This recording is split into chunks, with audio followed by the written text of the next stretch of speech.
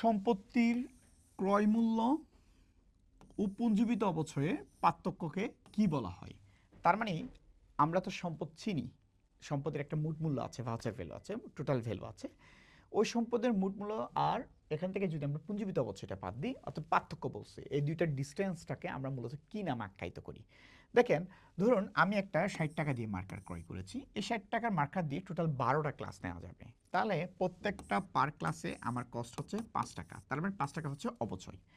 এখন এই প্রত্যেকটা ক্লাস নেওয়ার পরে অবচয়গুলোকে আমি একটা বাক্সে জমা করব। একটা ক্লাস নিয়েছি, 5 টাকা জমা করলাম। 2 নাম্বার ক্লাস নিয়েছি, আরও 5 টাকা জমা করলাম। 3 নাম্বার ক্লাস নিয়েছি, আরও 5 টাকা জমা করলাম। দেখেন, অবচয়গুলোকে যখন একটা বাক্সের মধ্যে জমা করা হচ্ছে, অ্যাকুমুলেট করা হচ্ছে, সঞ্চয় করা হচ্ছে, এই যে 15 টাকা সঞ্চয় হয়েছে, তখন এই 15 টাকাকে বলা হবে পুঞ্জীবিত অবচয়। তার মানে অবচয়গুলোকে এক জায়গায় জড়ো করার নামই হচ্ছে পুঞ্জীবিত অবচয় বা অবচয় সঞ্চিতি। এখন দেখেন, 60 টাকার মার্কার কিনলাম, ঠিক আছে, এখান থেকে আমি অলরেডি কত টাকা পুঞ্জীবিত অবচয় মানে অলরেডি কনজিউম করে ফেলেছি এটা। ওকে, তাহলে কয় টাকা খেয়ে ফেলেছি? 15 টাকা। তাহলে উক্ত সম্পদের আর অবশিষ্ট মূল্য কয় টাকা আছে? 45 টাকা। এটাকে আমি বলি বর্তমান মূল্য। এই বর্তমান মূল্যটাকে হিসাব বিজ্ঞানের পরিভাষায় বলে বহিমূল্য, বুক ভ্যালু, বই মূল্য, পুস্তক মূল্য, অবলিখিত মূল্য, রিটেন ডাউন ভ্যালু। ওকে, সো আমরা জানলাম এটা হচ্ছে সম্পদের ক্রয় মূল্য,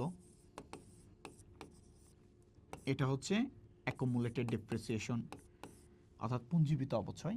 তাহলে আমরা সম্পদের ক্রয় মূল্য থেকে যখন পুঞ্জীবিত অবচয় বাদ দিচ্ছি, তখন আমরা যেটা পাচ্ছি মূলত এটাই হচ্ছে আমাদের বই মূল্য বা বহিমূল্য, পুস্তক মূল্য। ওকে, সো বাজার মূল্য না, ভগ্নাংশের মূল্য না। ভগ্নাংশের মূল্য মানে হচ্ছে আনুমানিক আয়ুষ্কাল শেষে ওই ভাঙ্গারের কাছে যায় যে মূল্যে বিক্রি করা যায়। দেন বহিমূল্য, বুক ভ্যালু বা রিটেন ডাউন ভ্যালু। ওকে, সো এটাই হচ্ছে আমাদের আনসার। এরপর হচ্ছে নিট ক্রয় মূল্য। না, নিট ক্রয় মূল্য তো মোট মূল্যের মধ্যে আছে।